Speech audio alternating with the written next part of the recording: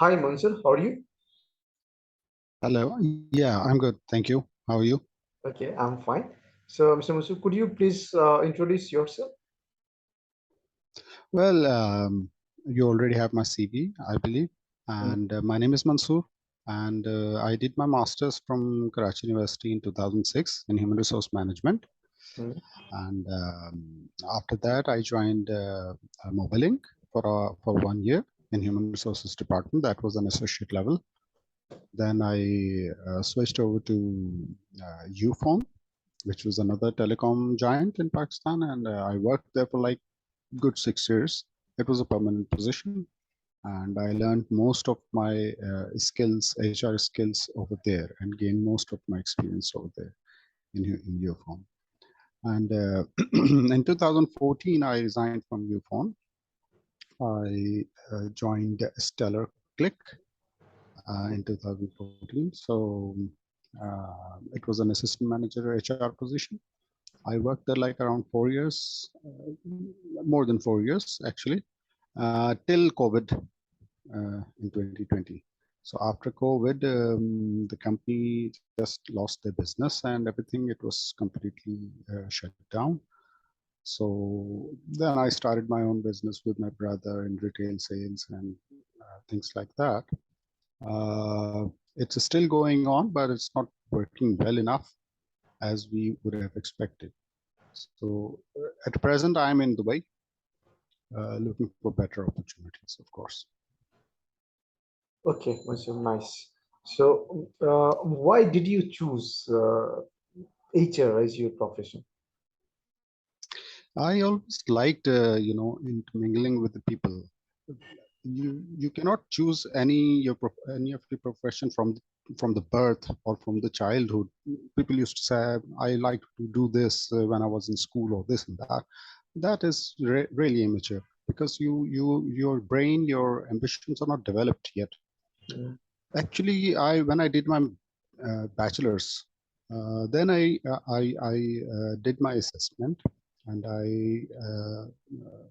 really liked doing interviewing and getting into the people psychology, uh, helping them, facilitating them, professional level, of course, and that really dragged me towards HR because it had all the ingredients which I would have loved to work upon. So I chose HR, and luckily I got the admission in the state university. So it was a comparative examination, entry test, and everything, and this and that. Very competitive process. So I passed through it, and I got the admission, and then I studied 2 years over there, and I really loved that.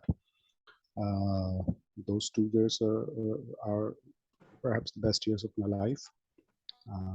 And then I graduated in 2006 um, with the GPA of 3.19. So that really made my ambition towards HR. The period after my bachelor's till I joined University of Karachi. okay, Mansur. So, currently there are a lot of international HR certifications available, like SSH, SHRM, CP, SPHRI, and a lot of other international HR certifications.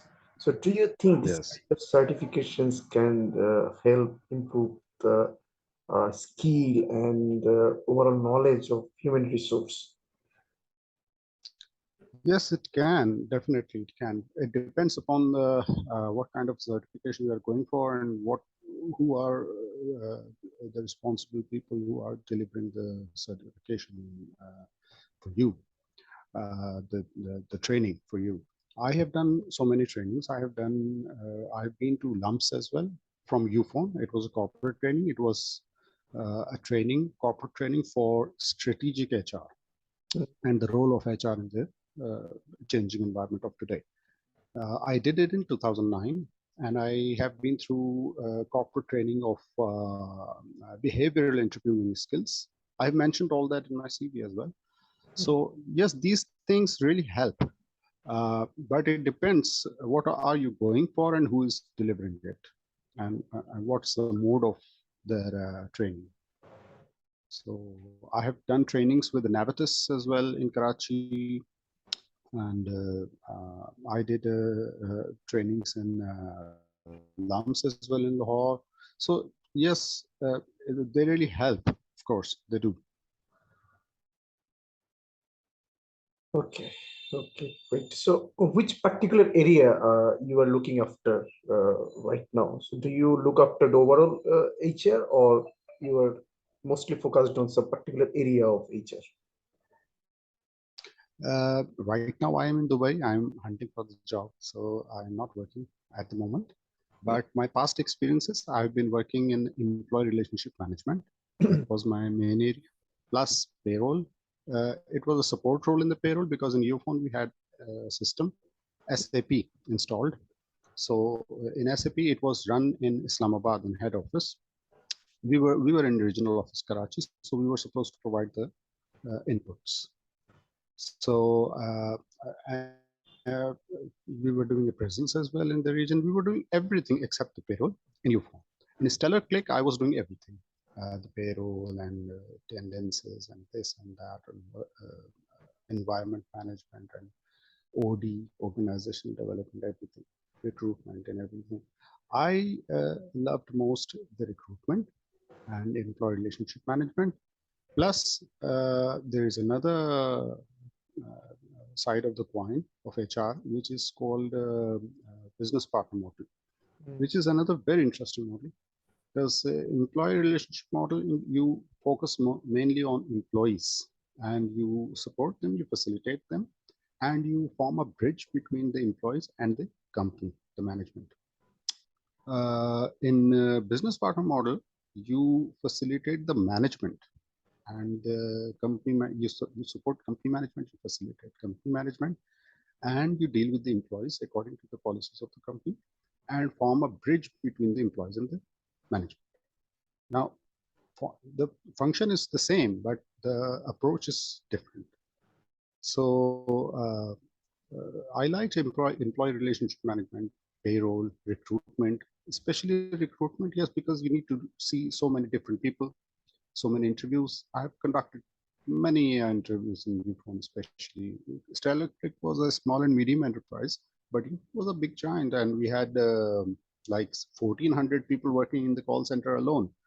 So, you know, I've done so many interviews in Ufone, and I thoroughly enjoyed that. Okay, so can you tell me about any strategy that you have implemented to enhance employee satisfaction? Yeah, employee satisfaction. Yes, of course.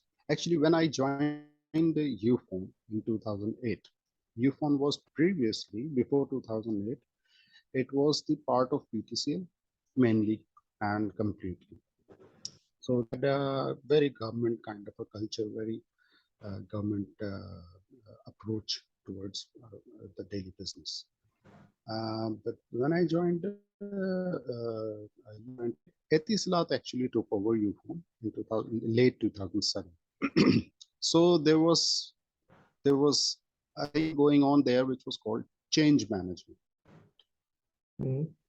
So because Etisalat wanted Ufone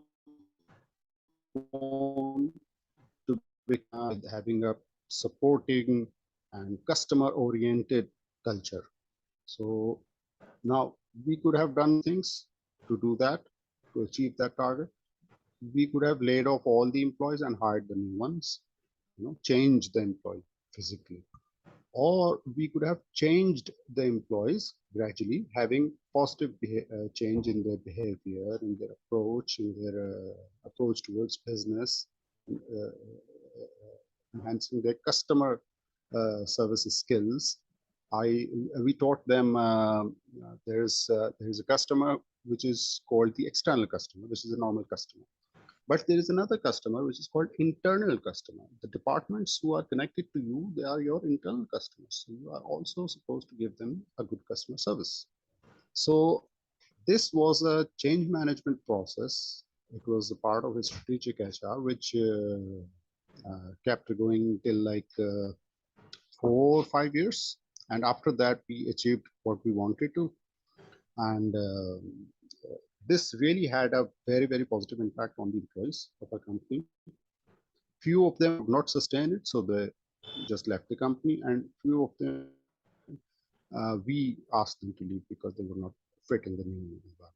So that happens actually. So, but the most of the people, 90% of the people, they really accepted the change. It was very difficult, change management is really, really very demanding. You cannot have a behavioral change of any employee in a week or 10 days or a month. It spans over years. So we did that, and that's how we engage. We did so many strategies. We actually, at that time previously, they were working in silos. Finance had a silo, admin has a silo, customer services had the silo, and they were communicating with each other on emails, but had never seen them ever. So we just broke the silos. We executed different activities, extracurricular activities, as well as trainings, cricket matches, tournaments. We made teams, having 2 people from finance, 3 people from customer service, 4 from admin. So they gelled up together. And likewise, we took them for outings in the northern areas for 5-6 days. They lived together, shared the rooms, did the trainings and different activities together. So ultimately, there was a positive impact on the behavior of the employees, as well as their commitment, as well as their loyalty towards the company. So that is one experience, and I have different experiences as well, but that is the main experience, because it really changed the whole company at that time. Okay, interesting. So, do you feel that an HR person should be tech savvy, or uh, tech savviness can help HR person uh, to be more skilled in his respective role? Do you feel that this is really necessary to be a tech savvy? Tax shady, what do you mean by tax shady? Tech savviness, I'm basically meaning to be Very more much depending upon the technology.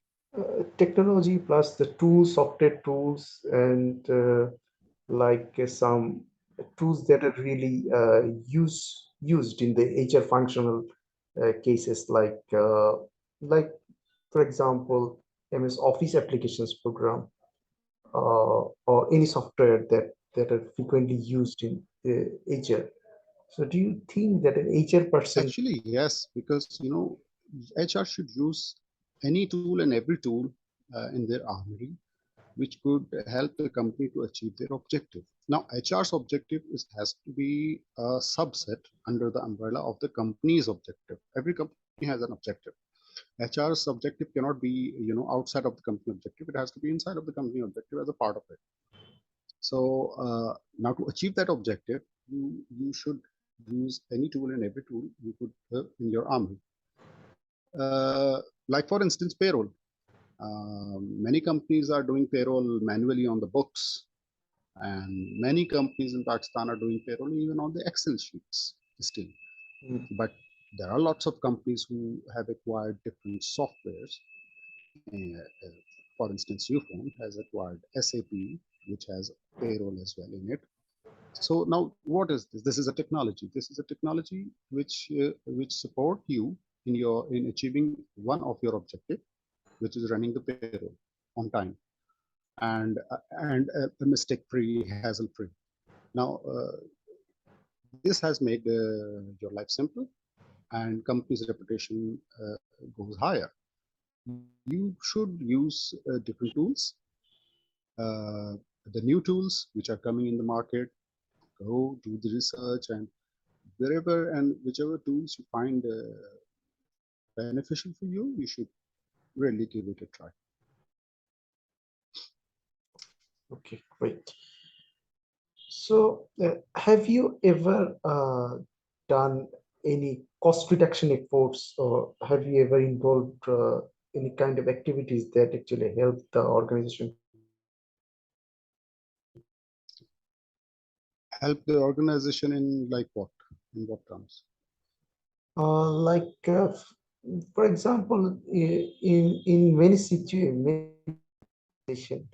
is thinking to reduce cost in many office areas. So, HR, Yes, do you yes, take any yes, kind of exactly. initiative that actually help? Okay. Yes, actually, in both the companies I started my career with, Mobilink and Uniform, they underwent cost-cutting process, unfortunately. So yes, acquiring technology can reduce cost, of course, because you don't need human workforce. One software can do what perhaps IT people are doing. And secondly, if the company is really going under cost cutting, or as they say, cost optimization, so in that case, yes, hiring can be managed, can be freezed, can be, fresh hiring can be stopped, and only replacements we can do. uh, and sometimes if the position is vacant and it's not really important enough, it's not very vital, then we can keep it empty as well for some times until the company gets out of the financial crisis. So yes, cost cutting, cost optimization, HR does have a role in it. Uh, so, as an HR manager, how would you help the culture of uh, any company to grow? For example, we are thinking you to place in organization, multinational organization, and there are a lot of people who are from different cultural background. So, in that scenario, maybe you are from different country. So in such diverse work environment, how do you uh, promote the culture uh, of that organization? Actually, you see, every organization in the world, they have their own culture inside. Every organization, small or medium or large, they do have a culture inside the organization. Hmm. Now that overcomes all the other national cultures which the employees are bringing in with their backgrounds. With the passage of time, the culture of the company that prevails, that dominates. And for that matter, HR does have a role in it, because as the HR is responsible for the employees' loyalty, productivity, and their motivation towards the company and towards the job. So HR does have a role in it. HR helps them and guides them to ease up in the environment of the company. Now, for instance, orientation. What is orientation? Orientation is easing up the employees and stepping into a new company and a new culture. So likewise, and it's not just a 1 or 2 day process. Orientation technically is 1 or 2 day process, but even after that, employee relationship or business partner model, whatever the company is following, they just guide the employee towards through the organization's culture. So we facilitate the employees in organizations culture, internal culture, and that's how every employee, like for instance, I've seen in Dubai, lots of Indian and Pakistanis. Now these are like fire and water, but they're working together with complete harmony. In companies, I have seen Filipinos and Singaporeans and Malaysians and even Europeans, Bangladeshis, Burmese, so many people. Because the company has a strong culture and the company's culture dominates over the personal cultures of people's background. So yes, if HR is active and HR is engaging the people uh, through on part of the company, if HR is engaging the people, employees, then yes, if employee is comfortable, employee will adapt the culture of the company, and HR will have a role in it. So that's how I see it, because it's not a very difficult thing to do. Once you are in the company, then the company actually guides you, and you become the part of the culture of the company, even if you are from whatever country and whatever cultural background. Great. Okay, so conflict when working with a team, conflicts are very common. So, Yeah. uh, what approach would you use to address them? Well, actually, conflict management is a very tricky thing. We did a lot in Uphone, because in Uphone, as I mentioned earlier, we had a call center and there were like 1,400 employees there under one roof. And all of them were young people from age 20 to 24, 23. So they always had different issues. So, well, at one point, you really had to address the issue. Every issue you have to address through the company policy. You cannot go beyond the company policy, and you cannot do any favors to anybody uh, on the basis of their nationality or their friendship or relationship with you. So you have to really focus on the company policy, and that's what we did there.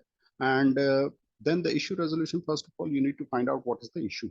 Because at most of the instances which I have seen, the issue was minor, very minor. It was no issue at all. But the behavior, the ego of the people, that made it an issue, a big issue. So you really have to find out what the issue.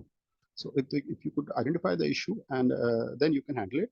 In most of my experiences, it was because of the egos of the employees. So now, if this employee is senior level, in most of the cases they do have egos, senior management and this and that. So you really have to take care of it according to the company policy and negotiate with them, sit with them. As personal, in my personal experience, if I tell you, I'm a smoker. So what I used to do is, whenever a conflict arises, so if they are also a smoker, so I usually used to take them to smoke breaks. And in 1 hour session of counseling, if the things are not resolved, they would have definitely resolved on 5 minutes of smoke break, because you are sitting in a smoke break and having a chit chat in a very casual mood, and thing is resolved, no issue found.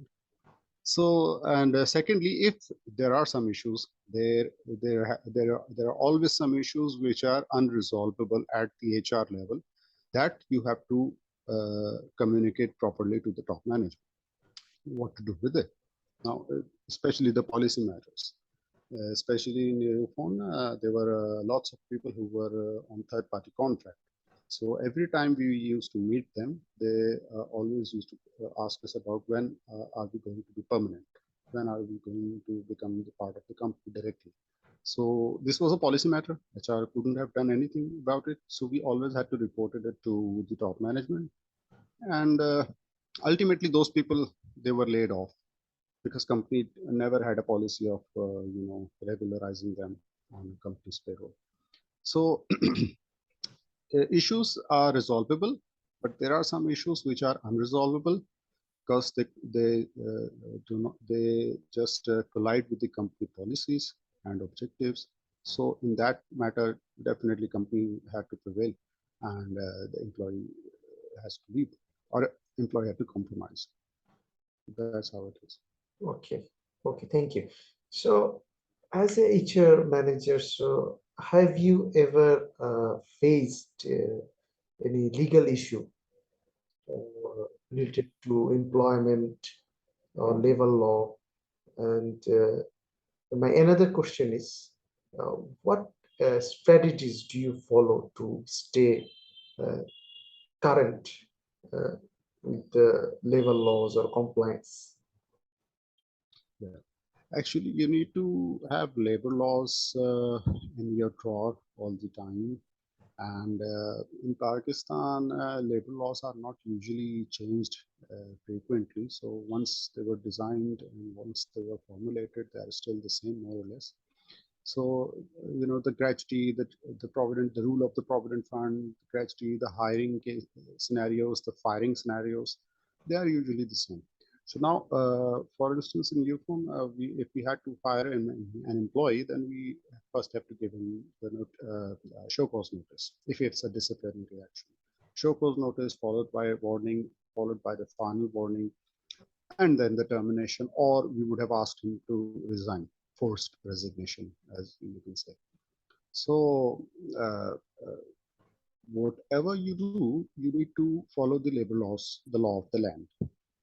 Your company, every company has their own policies, which may or may not differ with each other. But whatever policies you have, it has to be under the umbrella of the law of the land, the labor law. So the gratuity, as I said, the gratuity policies in Pakistan is the same, and EOBI is the same. We very frequently used to meet EOBI people. They used to visit us every now and then, and we had as you because it was if you know the EOBI in Pakistan is provincial level as well. So actually, it's a provincial entity. So we were working in Sindh, Karachi, handling Sindh and Balochistan, the south region. So the Sindh government's UBI people, they always used to visit us every 3 or 4 months, after every 3 or 4 months. So we used to tell them that we are fulfilling all the requirements, we are giving all the UBI contributions, but our company is federal company. Our head office is in Islamabad, so everything is done in Islamabad at federal level. So this was the issue, that they were not ready to accept that why you are, as you are physically here in Karachi, then at least you should, your office, your regional office should contribute your EOBIs to Sindh government, not the federal government. In Pakistani culture, actually we had a legal department as well to deal with such issues. HR was a facilitator and the supervisor. So we were just supervising things, and according that it's went through the labor law. Okay, so any kind And of then there was a legal department. okay, I understand. So if there is any legal issues or something uh, comes out from the employee grievance or anything like that, so there is a separate legal department who are actually looking after Yes, yes. this.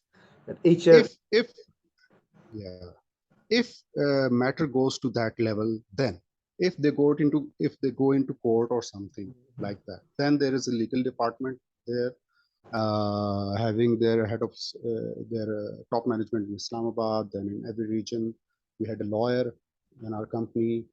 We used to work with him. That was the strategy. okay. HR was supposed to support Mhm. and facilitate the legal representative of our Okay, company okay, Mansur. in So case of if such you are matters. hired, Yeah. if you are hired, so what would Mhm. be the first two things you do?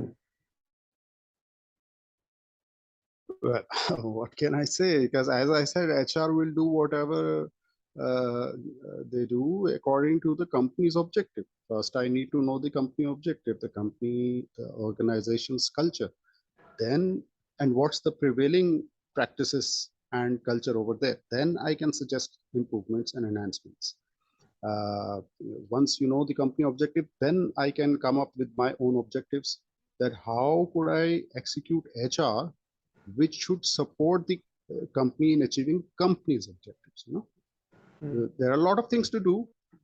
You could have a business partner model as well. You could have employee relationship model. If some company is not following any model, then I could suggest following either one of the two, or if they are following like employee relationship model, and if the productivity and motivation and everything is not up to the mark, then we can suggest a different model. Let's start doing business partner models.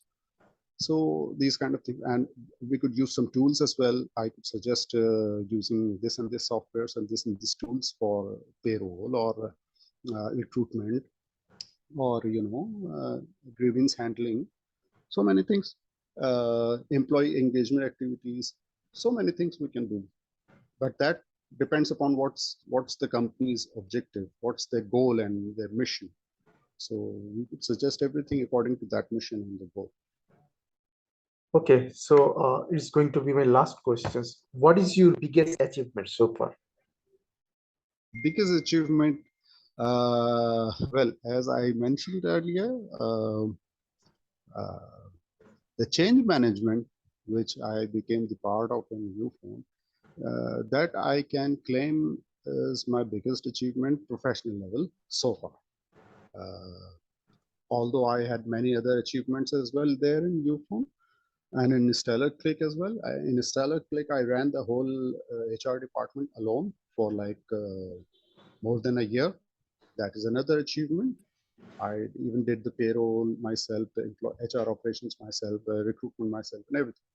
So in Ufone, I worked with different, so many different people with so many different cultural backgrounds, and we coordinate with the head office, and we used to. I personally used to visit Quetta and Sakhar and Lahore every one at least once in a month. So that was very hectic at times, but I did it, and I did it with flying colors. I prepared my report. I did what I was supposed to do. I had a positive impact on the people of my region. HR's main function is, in my mind, is to facilitate the employees so much so that that the HR should have a positive impact on the loyalty, motivation, and productivity of the employee towards the company, and that I have achieved. So that's I believe is my biggest achievement at the professional level. So Fantastic, fantastic, Mercy. Thank you so much for joining this interview session. It was really nice talking to you. thank you so much. So I Yeah, wish same you here. very good luck for the next round. Okay.